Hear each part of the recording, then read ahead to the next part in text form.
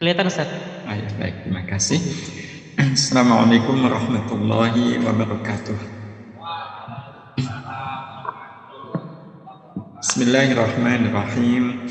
Alhamdulillah wa syukrulillah. Thumma salatu wassalamu ala rasulillah Nabiyyina Muhammad ibn Abdillah wa ala alihi wa ashabihi wa mawalah. La hawla wa la quwwata illa billah, amma ba'd.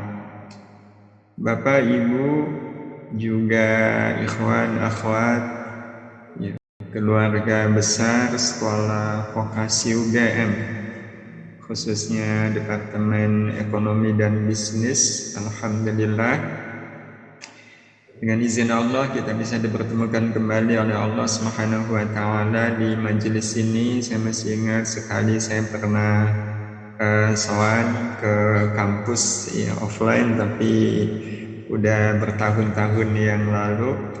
Ya, Allah pertemukan kembali, saya diberi kesempatan hadir bersama Bapak Ibu, Bapak Dekan, Pak Agus Mariono. Alhamdulillah, mudah-mudahan majelis ini diberkahi oleh Allah Subhanahu wa Ta'ala dan menjadi awal insya Allah kita merasakan kebermaknaan hidup. Dan inilah tema perbincangan kita hari ini, bagaimana kita bisa meraih kebermaknaan hidup dengan iman. Ya, tadi moderator sudah menyampaikan prolog, ya, betapa memang kita semua amat sangat menginginkan hidup ini betul-betul hidup penuh makna. Ya, karena apalah artinya hidup kalau tidak ada maknanya. Ya, segala sesuatu itu kan akan sangat ditentukan oleh maknanya. Ya, sebuah kata tanpa makna menjadi kata yang sia-sia. Hidup yang tanpa makna menjadi hidup yang sia-sia. Ya, ketika orang berbicara tapi berbicaranya tanpa makna, mungkin orang bingung.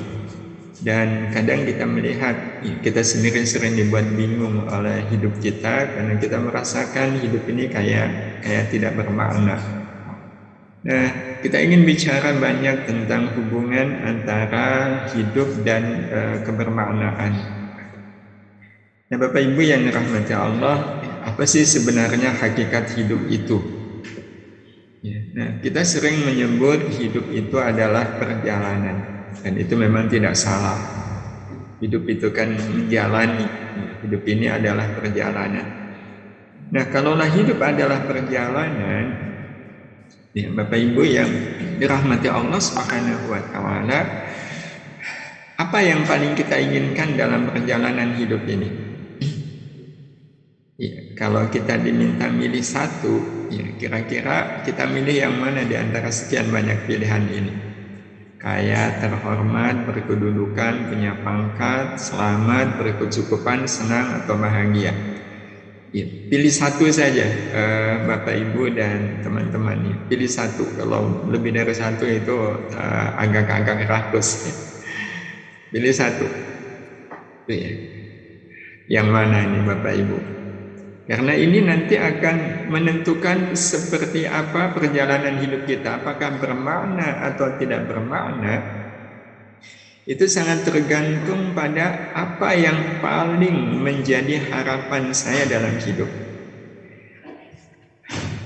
Saya bantu untuk memastikan ya, mana di antara sekian banyak pilihan ini yang kita inginkan. Bapak Ibu, seandainya kita ini betul-betul menempuh perjalanan. Nah, naik busnya itu bus mewah. Iya, betul-betul busnya sangat mewah, tempat duduknya itu bisa disetel sesuai dengan keinginan kita. Ya, busnya sangat nyaman, kita dilayani dengan sebaik-baiknya pelayanan, ya, disediakan makanan, minuman yang semuanya enak, gitu. Dan gak usah bayar. Pertanyaannya, kita bahagia nggak naik bus seperti ini, Bapak Ibu? Oh, pasti bahagia. Merasa sangat terhormat nggak?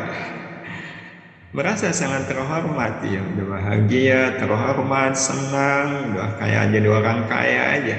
Iya, kita betul-betul bahagia, senang naik bus seperti ini. Tapi begitu bus ini jalan, baru kemudian diumumkan kalau bus ini nggak ada remnya. Begitu diumumkan nggak ada remnya, ya ini moderator kira-kira tetap bahagia atau hilang bahagia? Langsung rasanya pengen lompat. Stres lah. Dan apakah kemudian kita akan tetap memilih naik bus ini? Iya, kita pasti akan mengatakan enggak lah, ya mendingan saya turun. Nah, kenapa? Kan masalahnya cuma nggak ada remnya aja kan. Yang lainnya semuanya lengkap gitu. Cuma satu aja nggak ada remnya. Tapi kita kemudian merasa bahagia itu sudah hilang, ya, rasa terhormat juga hilang. Ya, kenapa? Karena kita semua tahu akibat naik bus yang tidak ada remnya. Ya, bisa jadi akhir kesudahannya kan seperti ini. Dan siapa orangnya yang mau celaka? Ya. Nah, jadi kalau seandainya kita harus memilih naik bus ya, antara bus atas ini, bus doyok gitu. Ya, tapi remnya bagus dengan bus di bawahnya mewah tapi nggak ada remnya, kita pasti lebih memilih bus yang atas. Nah, hadirin hadirah yang dirahmati Allah, berarti ya kalau kita kembali kepada slide pilihan ini, mana yang kita inginkan dalam perjalanan hidup kita? Bukankah kita menginginkan selamat? Ya, kalau satu kata yang harus saya ambil dari sekian banyak pilihan, maka saya akan pilih hidup ini harus selamat. Nah, kelak nanti ketika orang ya, memutuskan tujuan hidup saya selamat, inilah yang nanti akan menjadikan hidup kita hidup bermakna. Kenapa? Karena nanti Bapak Ibu yang dirahmati Allah, soal selamat tidaknya perjalanan hidup manusia itu sangat ditentukan oleh siapa yang memimpin dirinya. Dari sinilah awal perjalanan hidup manusia, selamat atau tidak selamat adalah siapa yang memimpin dirinya, nafsunya, akalnya, atau hatinya. Hidup ini isinya adalah aktivitas, macam-macam aktivitas. Tadi Pak Agus Mariono yang menyampaikan kalau di sekolah vokasi ini rata-rata dosennya masih muda, aktivitasnya sungguh luar biasa. Nah, apapun aktivitas hidup kita itu sebenarnya pertanyaannya itu atas panggilan apa? Atas panggilan nafsu, atas panggilan akal, atau atas panggilan hati. Nah, itu sangat tergantung siapa yang memimpin. 3 orang, Bapak Ibu, yang sama-sama melakukan amal yang sama sekalipun, itu bisa jadi walaupun amalnya sama, ya, tapi motivasi dan siapa yang memanggil itu bisa jadi berbeda. Ya, katakanlah ada 3 orang sama-sama sholat, ya Bapak Ibu, A, B, dan C, sama-sama sholat. Tapi sangat mungkin A ini sholat karena panggilan nafsu, B sholat karena panggilan akal, dan C sholat karena panggilan hati. Yang tentu saja akibat dari sholat itu akan berbeda. Maka demikian pula halnya dengan hidup. Iya, siapa yang memimpin kita itulah yang kelak nanti akan mengendalikan hidup kita. Nah, karena itu dilihat dari siapa yang memimpin kita akan melihat manusia itu ada 3 jenis. Ada yang dipimpin oleh nafsunya, akalnya, atau oleh hatinya. Nah, skemanya nanti Bapak Ibu yang rahmati Allah, orang yang hidupnya dipimpin oleh nafsu, dia menyerahkan hidupnya dipimpin oleh nafsunya sampai matinya. Jadi sampai matinya. Ya, sampai dia harus meninggalkan alam dunia ini sepenuhnya dipimpin oleh nafsunya, maka pasti celakanya. Ya, pasti celakanya. Kalaulah hidupnya berakhir, ya, kemungkinan besar, ya, bahkan ya, bisa dikatakan dipastikan meninggalnya su'ul khatimah. Kalau sampai matinya dipimpin oleh nafsu. Kalau sampai matinya kita dipimpin oleh hati, insya Allah hidup kita selamat. Ya, husnul khatimah. Nah, kalau dipimpin oleh akal, ya, posisi akal itu di tengah. Nah, itu tergantung akal memihak kemana. Bisa jadi kalau akal memihak ke nafsu ya celaka. Kalau memihak ke hati ya dia akan selamat. Dan kemungkinan besar akal itu memihak ke nafsu itu lebih besar daripada dia memihak ke hati.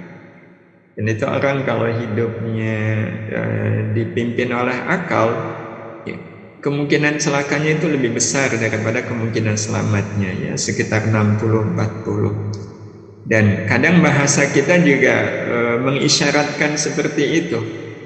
Ya, pernah dengar kata ngakali? Itu kata dasarnya apa Bapak Ibu? Akal. Kalau orang ngakali itu tandanya akalnya kuat enggak? Kuat. Hanya orang yang akalnya cerdas yang bisa ngakali. Cuma konotasinya kalau ngakali itu ya positif atau negatif? Negatif. Ya, kita pun kadang mendengar kata Allah akal-akalan. Itu kan tetap kata dasarnya akal. Jadi akal itu kadang konotasinya tidak selalu positif. Sangat mungkin itu negatif. Nah, Bapak Ibu yang dirahmati Allah Subhanahu wa taala, kalau sudah lihat seperti ini, sebenarnya pilihan kita kan cuma satu. Bagaimana hidup ini dipimpin oleh hati, dan kelak Bapak Ibu, kebermaknaan hidup itu hanya akan dirasakan oleh siapapun yang dia hidup ini betul-betul diserahkan kepada hati. Jadi berbuat atas dasar panggilan hati. Ya, lakukan apapun dengan sepenuh hati. Mengajar dengan sepenuh hati kan jelas beda dengan mengajar sepenuh akal. Akan lain lagi mengajar dengan sepenuh nafsu. Ya, karena itu kita lebih sering mendengar ungkapan sepenuh hati kan daripada sepenuh akal. Ya, di mana-mana itu kalau kita mendengar kata apa yang kata kaitannya dengan aktivitas itu kan selalu orang lebih suka sambungannya adalah sepenuh hati daripada sepenuh akal, apalagi sepenuh nafsu. Iya, saya kan nggak ada ya perusahaan manapun ya, yang bergerak di bidang pelayanan gitu, kemudian membuat motonya ya, melayani sepenuh akal, itu nggak ada. Pasti melayani sepenuh hati. Ya. Dosen-dosen juga ya kalau bikin moto itu mengajar, kira-kira sepenuh apa? Kan mesti sepenuh hati. Ya, menjadi istri sepenuh hati, menjadi suami sepenuh hati. Itu sebenarnya bahasa kita saja itu menunjukkan bahwa kebermaknaan itu ada di dalam hati, bukan di akal apalagi di nafsu. Nah, Bapak Ibu yang dirahmati Allah Subhanahu wa taala, pertanyaannya sekarang sebelum kita bahas panjang lebar nih Bapak Ibu, tapi insya Allah nggak kali isi, nggak kali dalam. Selama ini ya, dari perjalanan hidup kita, kecenderungannya kita hidupnya dipimpin oleh siapa nih Bapak Ibu? Nah, ini yang kita harus kenali diri kita. Iya, maunya sih dipimpin oleh hati. Ya, tapi kan kita harus memastikan. Iya. Nah, apakah betul kita ini dipimpin oleh hati? Nah, karena itu sejenak kita ingin mengenali ya karakteristik orang-orang yang hidupnya dipimpin oleh nafsu, akal, ataupun oleh hati, sehingga nanti menjadi cermin bagi kita, saya ini kecenderungannya ada di mana. Kita mulai dari yang pertama, ya, dipimpin oleh nafsu. Banyak orang yang sering mengatakan bahwa nafsu itu unsur kebinatangan yang ada pada diri manusia. Slide-nya juga gambarnya ayam mewakili binatang. Ini yang namanya binatang itu sifat dasarnya apa Bapak Ibu? Ternyata itu yang dimiliki oleh nafsu, yaitu berbuat semau sendiri. Gak mau diatur. Iya, gak mau tunduk kepada aturan. Termasuk aturan Allah Subhanahu wa taala. Itu ciri orang yang hidupnya dikendalikan oleh nafsu, nggak mau diatur. Iya. Jadi kalau diatur itu maunya melanggar aturan, iya.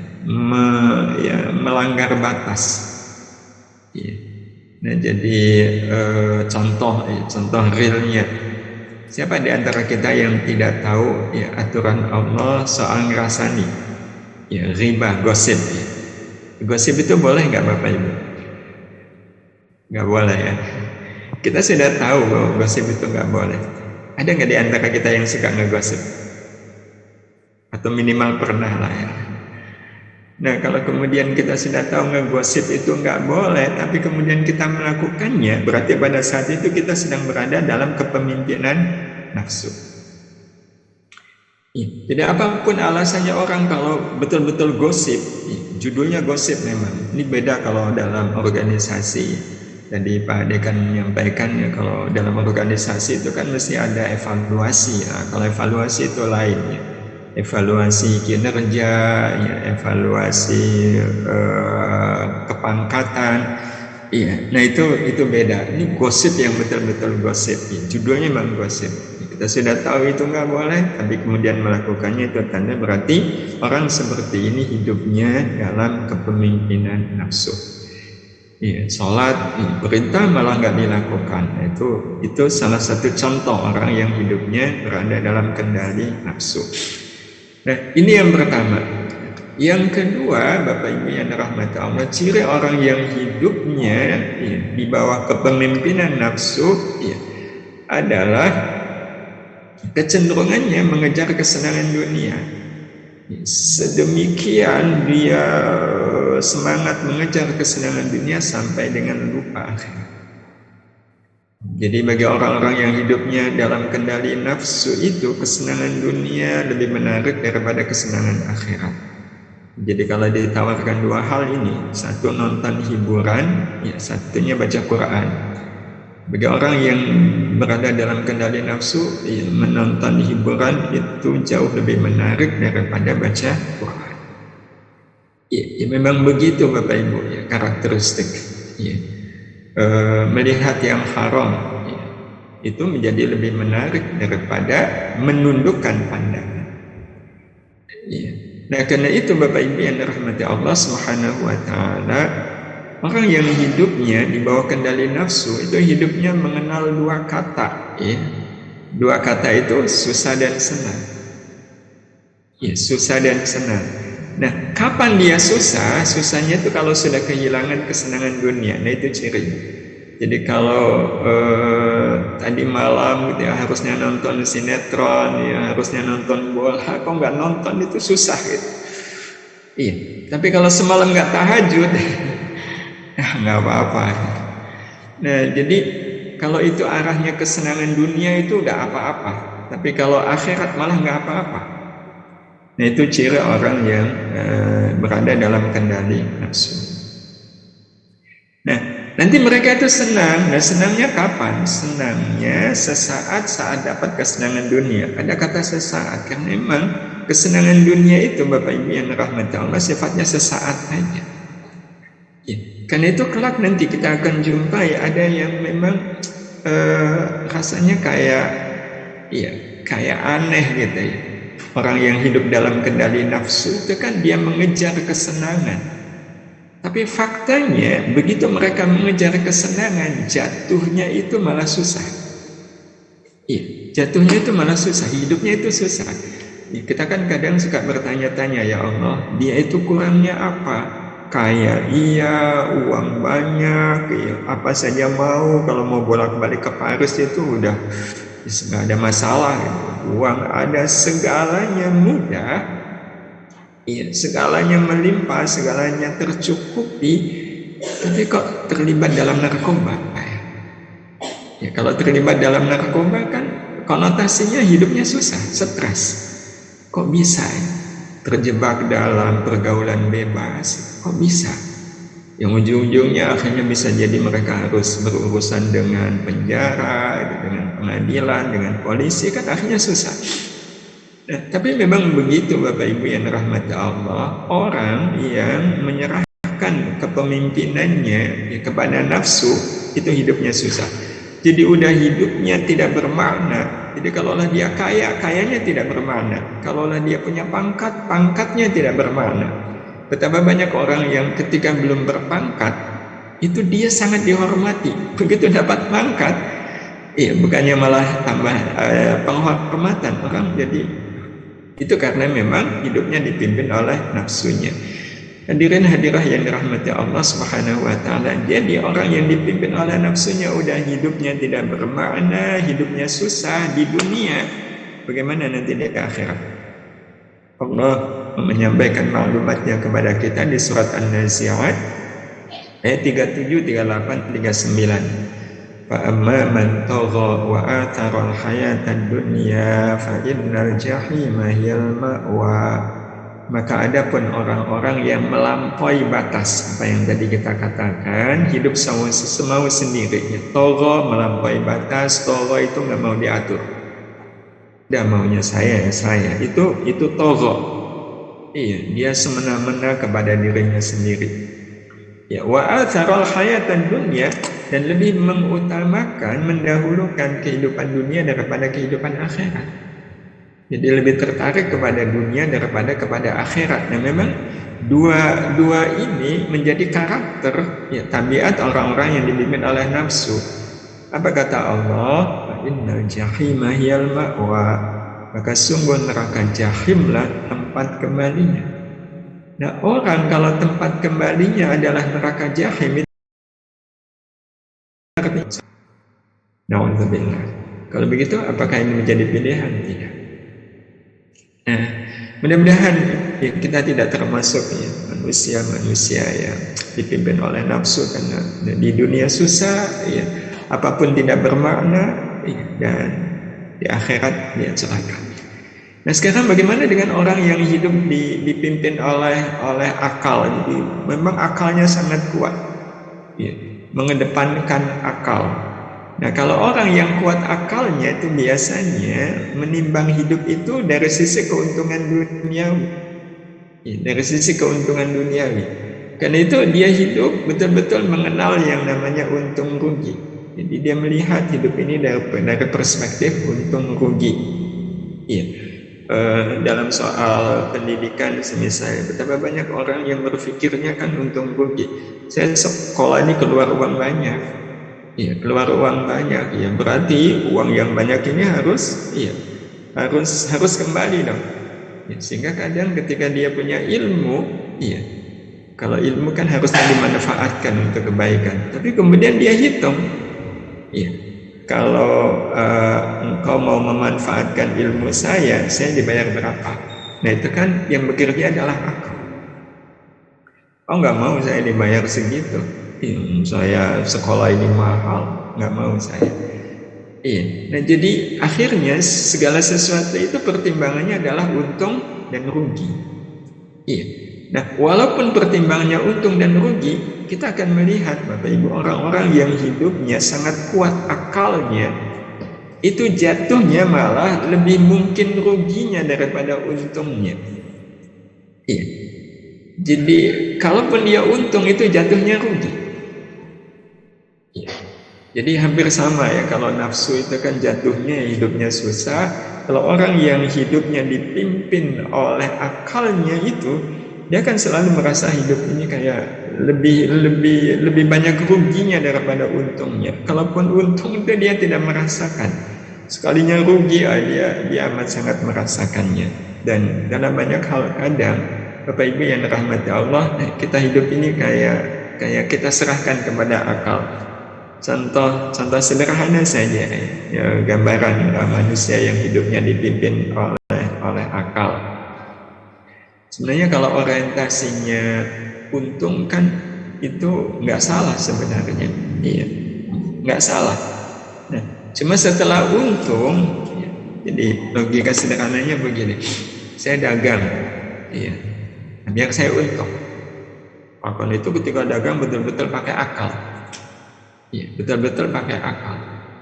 Nah, cuma setelah untung, nah keuntungan ini, iya, dia berpikirnya pakai akal juga. Ya, dia berpikirnya pakai akal. Wah, saya untung besar nih. Buat apa nih saya untung? Buat plesir lah. Ya, buat makan-makan, buat foya-foya. Nah, kalau untung kemudian buat plesir, buat foya-foya, ya, itu kan jatuhnya bukan lagi untung. Jatuhnya kemudian menjadi rugi. Hadirin hadirah yang dirahmati Allah Subhanahu wa Ta'ala, kita ingin melihat sekup yang lebih kecil aja, betapa kadang kita, ya, menentukan segala sesuatu itu lebih dominan akalnya daripada hati, ya, karena kita sedang bicara tentang kepemimpinan hati. Apa contoh sederhananya? Ya, kadang ini mewakili siapa kita, Bapak Ibu, kalau kita mau parkir, ya, mau parkir kendaraan motor semisal, Di tempat parkir itu ada bagian yang panas dan ada bagian yang teduh. Iya. Pertanyaannya, kita akan memarkir motor kita di bagian yang teduh atau yang panas? Mas moderator, mewakili yang lain. Parkirnya di mana? Di bagian yang teduh, Ustaz. Yang teduh. Terus yang panas buat siapa? Yang panas buat orang lain. Iya, begitulah orang kalau pakai pertimbangan akal. Yang penting adalah diri saya sendiri. Nah, sebenarnya dalam keadaan seperti ini kan kita ada kesempatan untuk melakukan sesuatu yang bermakna dan bernilai bagi orang lain. Karena pengertian hidup yang bermakna itu adalah bermakna untuk diri dan orang lain. Dan bermakna untuk diri itu diawali bermakna untuk orang lain dulu. Ya, kalau kita bisa memberikan hidup ini untuk orang lain, maka kita akan merasakan hidup ini bermakna. Jadi bukan dari kita ke orang lain, tapi kita berbuat untuk orang lain. Disitulah kita akan merasakan kebermaknaannya. Nah, Bapak Ibu yang dirahmati Allah Subhanahu wa Ta'ala, ini kan berarti kita memarkir motor itu atas panggilan akal. Dan tragisnya, kalau kemudian tempat parkirnya penuh, kemudian dari tempat kita ngelihat ke arah parkiran ini dari ruang kita bisa lihat tempat parkiran. Dan kemudian kita melihat motor kita keteduhan, sementara motor yang lain kepanasan. Pada saat itu kita bilang apa? Alhamdulillah, motor saya keteduhan. Nah, itu orang kalau di bawah kepemimpinan akal. Iya, contoh lain Bapak Ibu, kalau seandainya kita antri ngisi bensin, ya, panjang itu antrian, ya. Pas giliran kita, ya, kita mantap bilang sama petugas, isi Pak full 25.000, ya, full 25.000. Apa kata petugas? Wah, rezekinya dengan nih Pak. Ya, habis Bapak ini habis. Rezekinya dengan, sebab setelah Bapak ini bensinnya habis. Pada saat itu kita akan bilang apa? Alhamdulillah, saya kebagian. Nah, itu artinya apa? Itu akal kita sangat dominan. Bahkan kalau dalam posisi seperti ini, akalnya itu kayak sangat bersahabat dengan nafsu. Andai saja kita pakai hati kita kuat. Pada saat petugas mengatakan, wah rezekinya dengan ini, habisnya dengan ini, bensinnya habis, apa kita bilang? Wah, maaf Pak, kalau begitu saya ralat, saya isi 5.000 saja Pak. Mohon yang 20.000 kasihkan ke orang-orang yang ada di belakang saya. Kalau seperti itu sebenarnya salah nggak Bapak Ibu? Kalau kita memilih seperti itu salah nggak? Enggak. Tapi ada berapa orang yang bisa melakukan seperti ini? Ya Allah, kalau begitu betapa tidak mudahnya hidup hati, padahal kebermaknaan hidup itu ada pada saat kita hidup dipimpin oleh hati. Nah, apa kriteria seseorang itu hidupnya dipimpin oleh hati? Nah, ini kriterianya. Ini bedanya ketika dipimpin oleh akal dan nafsu. Kalau nafsu itu kesenangan dunia, akal keuntungan dunia. Nah, kalau hati itu melihat kehidupan ini dari perspektif akhirat, dari sudut pandang akhir. Iya. Jadi dia tetap sebagaimana lazimnya orang yang memang tinggal di bumi, ya tinggal di dunia ini, ya dia mengejar juga ya keuntungan dunia itu. Ya, dia juga kemudian beraktivitas dengan segala aktivitas yang bisa mendatangkan kesenangan dunia. Tetapi setelah dia mendapatkannya atau dalam proses dia mendapatkannya, dia tidak pernah melupakan akhirat. Ya, dia tidak akan melupakan akhirat. Ya, kenapa? Karena sebenarnya Bapak Ibu yang dirahmati Allah, hati itu memang unsur ukhrawi yang Allah letakkan di dalam diri kita. Kita ini kan sebenarnya, ya, di dalam diri kita ada dua unsur. Orang sering mengatakan jasmani dan rohani. Nah, jasmani itu adalah unsur duniawi, unsur bumi. Makanya kalau orang meninggal kan jasadnya, badannya dikebumikan. Jadi badan kita ini adalah unsur duniawi, ya, unsur bumi. Nah, di dalam badan kita ini kan ada hati. Nah, hati ini yang menjadi unsur ukhrawi. Nah, kalau hati adalah unsur ukhrawi, otomatis orang kalau hidupnya dipimpin oleh hati sangat kuat ya pandangannya terhadap akhirat. Ya, sangat kuat pandangannya terhadap akhirat. Ya. Di mana Bapak Ibu yang dirahmati Allah, ini ada kaitannya dengan soal hidup selamat tadi. Ya. Kita sadar sebagai orang yang beriman, Bapak Ibu, hidup hanya akan selamat selama kita berpegang kepada Al-Quran dan Sunnah Nabi Sallallahu Alaihi Wasallam. Kita sadar sesadar-sadarnya, hanya orang yang hidup berpegang kepada Quran dan Sunnah yang hidupnya akan selamat. Ya. Berpegang secara hak, secara benar. Iya, secara benar, betul-betul dia pegang Quran. Iya. Dia pegangi sunnah Nabi Sallallahu Alaihi Wasallam dengan benar, betul-betul dengan benar. Ya, kadang-kadang juga ada orang yang salah di dalam memahami Al-Quran, ya, atau memahami Al-Quran tapi secara parsial. Tapi kalau betul-betul dia pegangi Quran, Rasulullah sudah menjadi memberikan jaminan kan, taraktu fikum amrayni lan tadillu ma in tamassaktum bihima. Kalian semua tidak akan tersesat. Aku tinggalkan untuk kalian dua hal yang kalau kalian berpegang pada dua hal ini, kalian tidak akan tersesat selama-lamanya. Ya, kalian hidup pasti akan selamat. Itu kitab Allah dan sunnah Rasulnya. Nah Bapak Ibu, terus apa kaitannya dengan hati? Ini kaitannya.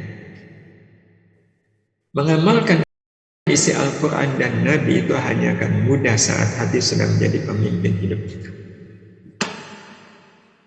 Jadi ini salah satu dampak pengaruh dari orang yang hidupnya dipimpin oleh hati. Quran itu menjadi sesuatu yang mudah untuk diamalkan. Ya, mudah untuk diamalkan. Sebagai satu contoh, sekaligus ini juga menjadi muhasabah bagi saya pribadi dan juga kita semua Bapak Ibu. Di surat Ali Imran ya, ayat 192, awal juz keempat, ayat 92 awal juz keempat, Allah Subhanahu wa taala menyatakan lan tanalul birra hatta tunfiqu mimma tuhibbun. Kalian semua tidak akan bisa mendapatkan kebaikan yang sempurna sampai kalian mau memberikan apa yang paling kalian sukai. Berarti ayat ini memberikan perintah kepada kita agar kita memberi dari yang paling kita sukai. Pertanyaannya, ini ayat yang ringan atau berat untuk diamalkan? Nah, itu sangat tergantung siapa yang memimpin kita. Apapun alasannya, kalau kita mengatakan ayat ini berat, itu indikasi bahwa hidup kita belum dipimpin oleh hati. Bagi orang yang hidupnya dipimpin oleh hati, ayat ini menjadi ayat yang mudah untuk diamalkan. Tapi ya gimana mudah, masa saya suka kok saya kasihkan ke orang lain. Pokoknya apapun dalihnya, hujahnya, argumentasinya, kalau ayat ini berat, itu kesimpulannya satu, hidup kita belum dipimpin oleh hati. Terus dipimpin oleh siapa? Ya dua kemungkinan, kalau nggak akal ya oleh nafsu. Yang kedua, ya kita disakiti orang, dihina orang. Apa kata Allah? Idfa' billati hiya ahsan. Ya, tadi ayatnya sudah dibaca ya di awal tadi oleh qari. Ya. Idfa' billati hiya ahsan. Tolaklah, balaslah keburukan orang itu dengan kebaikan. Berarti ayat ini memerintahkan kita untuk membalas keburukan orang dengan kebaikan. Allah yang nyuruh, Allah yang memerintah. Pertanyaannya ringan atau berat ayat ini? Berat. Berat tanda berarti hati kita belum hidup kita belum dipimpin oleh hati. Ya, tadi ya lagi antri bensin, ada yang nyerobot nih. Ada yang nyerobot gitu. Gimana Mas moderator? Seneng atau mangkel? Ini orang nggak tahu diri. Mangkel. Iya, mangkel jengkel. Padahal dalam situasi seperti ini Allah menyatakan di surat Al-Hasyr ya, surat ke-59 ayat 9, wa yu'thiruna 'ala anfusihim walau kana bihim khasasah. Ya, mendahulukan orang lain walau diri sendiri dalam keadaan butuh. Ya, Allah itu suka, Allah itu mencintai, memuji orang-orang yang mendahulukan orang lain walau sendiri dalam keadaan butuh. Kan pesan ayat ini. Ayat ini Bapak Ibu ringan atau berat untuk diamalkan? Berat. Sekali lagi ini tanda, ya, kita kalau masih mengatakan berat itu tandanya sekali lagi hidup kita belum dipimpin oleh hati. Nah ini yang membuat hidup kita jadi nggak bermakna. Iya, hidup kita selalu pakai hitung-hitungan kan? Iya, pakai hitung-hitungan. Nah kalau itu pakai hitung-hitungan kan di mana letak kebermaknaannya? Iya, di mana letak kebermaknaannya? Nah, padahal ya, nanti kalau dikembalikan kepada hakikat kebermaknaan, sebenarnya hidup bermakna itu hidup yang membawa kita kemana Bapak Ibu? Ke surga. Itu kalau kita mau membuat pengertian yang simpel, hidup yang bermakna adalah hidup yang membawa kita ke surga. Jadi kita akan menjadikan mengajar itu sebagai sesuatu yang bermakna. Ya, manakala kita yakin bahwa dengan mengajar ini membawa saya ke surga. Ya, membawa saya ke surga. Jadi apapun itu akan selalu difahami ya sebagai jalan menuju ke surga. Nah bicara soal ke surga, sebenarnya kita pengen nggak masuk surga? Nggak usah ditanya. Jawabannya pasti iya. Kita semua pengen masuk surga. Nah kalau kita semua pengen masuk surga, mau nggak ditunjukkan kepada kita jalan-jalan menuju ke surga? Oh, kita pasti mau. Kita pasti mau. Siapa yang tahu jalan menuju ke surga? Rasulullah Sallallahu Alaihi Wasallam. Dan Rasul pernah menyampaikan kepada kita jalan-jalan menuju ke surga itu. Iya. Bermula dari Rasul ditanya oleh seorang sahabat namanya Uqbah, dan pertanyaan beliau ini serasa mewakili kita. Ya. Kita kan nggak ketemu Rasul, tapi keinginan kita untuk tahu jalan ya, yang bisa membuat saya masuk surga itu diwakili oleh beliau. Beliau bertanya kepada Rasulullah, ya Rasulullah, dullani ala amalin yudkhiluni al-jannah. Ya Rasul, tunjukkan kepadaku amal yang bisa memasukkanku ke dalam surga. Wah ini kan mewakili kita banget nih. Wah, kita kan seneng nih. Apa itu? Rasul menjawab yang pertama, a'fu man zalamaka. Maafkan orang yang menzalimimu. Maafkan orang yang menzalimimu. Ringan atau berat? Berat nih. Baik, kalau berat ada yang kedua, silman qata'aka. Sambung ya, silaturahim dengan orang yang memutuskannya. Ringan atau berat? Aduh, berat juga nih. Ya udah, satu lagi nih, masih ada kesempatan. Altiman haramaka. Beri orang yang tidak pernah memberimu. Sayangi orang yang membencimu.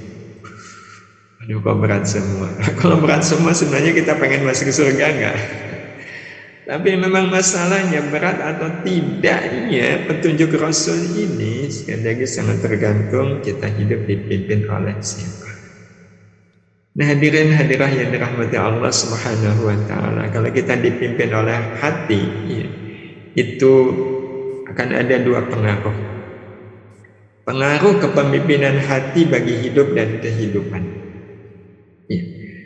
Apa pengaruhnya? Yang pertama adalah menjadikan kejadian apapun sebagai kesempatan beramal baik. Itu ciri orang yang hidupnya dipimpin oleh hati. Jadi menjadikan kejadian apapun sebagai kesempatan beramal baik. Karena itu orang yang hidupnya dipimpin oleh hatinya, mereka kalau bicara soal kejadian, ya, soal takdir, ya, ini yang sifatnya pribadi, ya, yang sifatnya individu, tidak dalam konteks kita sebagai bagian dari sebuah organisasi. Ya, tapi sebagai pribadi kita mengalami kejadian tertentu, entah dihina orang, entah dikhianati orang, atau kita mengalami kejadian semisal jatuh, sakit, gitu. Itu nggak pernah menganalisa kejadian berlama-lama. Ya. Simple, apa ini amal yang Allah sukai ketika saya mengalami kejadian. Itu orang kalau hatinya menjadi pemimpin, ya hatinya menjadi pemimpin. Jadi ketika dihina orang itu udah simple aja. Ya, memang udah takdir nih saya dihina orang. Amal baik apa yang Allah sukai ketika saya dihina orang? Ya, motor kita semisal tadinya di tempat yang teduh gitu ya. Kemudian ada yang pindah ke tempat yang panas. Ya udah, amal baik apa yang bisa saya lakukan? Sendal hilang. Udah hilang nih, amal baik apa yang saya bisa lakukan? Ya, dagang rugi, apa amal baik yang bisa saya lakukan? Ya, jadi itu orang yang hidupnya dipimpin oleh hati. Jadi apapun kejadiannya, kita akan selalu difahami sebagai kesempatan untuk melakukan amal kebaikan. Dan yang kedua, Bapak Ibu, apapun amal baiknya dilakukan semata-mata antara diri dengan Allah. Apapun amal baik dilakukan semata-mata antara diri dengan Allah. Jadi begitu orang kalau sangat kuat hatinya, ya, orang kalau sangat kuat hatinya, Bapak Ibu yang rahmat Allah, apapun amalnya itu hitungannya adalah ini urusannya antara saya dengan Allah. Nggak ada yang lain yang ikut terlibat dalam amal kita. Nggak ada, kecuali ini sepenuhnya antara saya dengan Allah. Baik sebelum amal, ketika amal, ataupun sesudah amal. Itu orang yang betul-betul hidup dipimpin oleh hatinya. Ya, dipimpin oleh hatinya. Jadi apapun amalnya itu karena Allah Subhanahu wa Ta'ala. Sebagai satu contoh sekaligus ini juga muhasabah kembali kita semua. Kita berbuat baik ke tetangga. Ya, kita berbuat baik ke tetangga. Nah, itu panggilan apa Bapak Ibu? Nah, itu bisa akal, bisa hati, bisa nafsu. Nah, itu sangat tergantung. Iya. Nah, ini kalau kejadiannya begini, kita berbuat baik ke tetangga. Tetangga kok berbuat tidak baik kepada kita? Tetangga berbuat tidak baik kepada kita. Apa yang kita lakukan? Ya berhentilah. Kecewa saya. Buat apa saya meneruskan kebaikan kepada dia? Berarti iya, kita berbuat baik ke dia itu panggilan apa? Minimal itu panggilan akal. Iya. Yang jelas itu bukan panggilan hati. Kalau panggilan hati, saya berbuat baik ke tetangga itu kan amal antara saya dengan Allah. Kalau tetangga kau berbuat tidak baik kepada saya, itu nggak ada urusan dengan saya. Karena saya berbuat baik ke dia, ke tetangga itu sepenuhnya ini amal antara saya dengan Allah. Kalau tetangga berbuat tidak baik, ya itu urusannya bukan dengan saya, urusannya dia dengan Allah, nggak ada urusan dengan saya.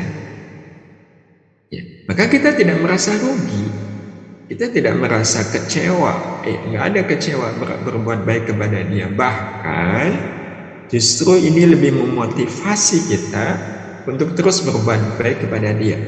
Loh kok bisa? Ya, karena saya berbuat baik ke dia itu adalah antara saya dengan Allah. Dan kalau mau pakai logika, iya, pakai logika ini Bapak Ibu, mana yang lebih besar pahalanya? Kita berbuat baik kepada orang yang baik atau berbuat baik kepada orang yang nggak baik? Yang pahalanya lebih besar. Bukankah berbuat baik kepada yang tidak baik kepada kita pahalanya lebih besar?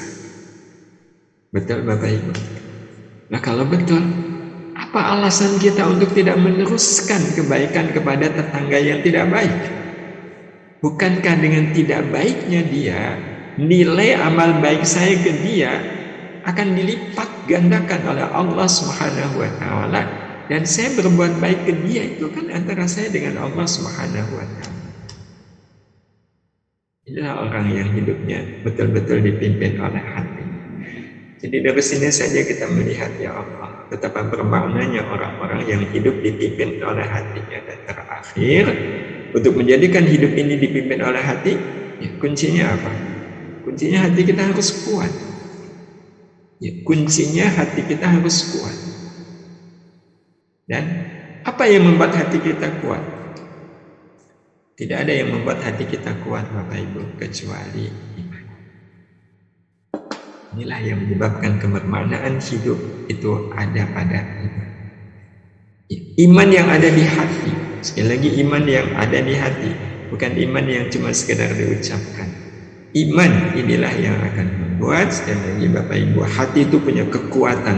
Sedemikian kuatnya, akal dengan sendirinya tunduk kepada hati. Nafsu juga tunduk kepada hati. Jadi bukan hati yang kemudian berusaha menundukkan nafsu, menundukkan akal, enggak. begitu di dalam hati ada iman, secara otomatis akal itu akan tunduk kepada hati, nafsu juga akan tunduk kepada hati, dan kita punya tugas untuk menjaga ketiganya kan. Di dalam ajaran Islam nggak ada nafsu harus disingkirkan, akal harus disingkirkan, enggak. Tiga-tiganya itu menjadi satu kesatuan dalam kehidupan kita, tetapi yang kemudian kita memilih adalah hati yang menjadi pemimpin bagi akal dan nafsu. Dan satu-satunya cara untuk menjadikan hati ini kuat dan memimpin kehidupan kita adalah dengan iman kepada Allah Subhanahu wa Ta'ala. Demikian kebermanaan hidup dengan iman. Saya kembalikan ke moderator. Ya, monggo bisa dilanjutkan. Baik.